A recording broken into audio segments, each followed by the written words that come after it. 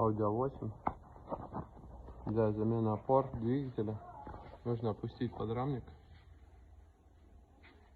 ослабили рычаги, открутили растяжку, вывесили двигатель. Сейчас будем менять опоры. Чтобы снять растяжку, снимаете подкрылок, откручивается вот здесь промежуточный кронштейн. Ну, этот можно отвести в сторону. Опускается вниз. Все, что нужно разобрать.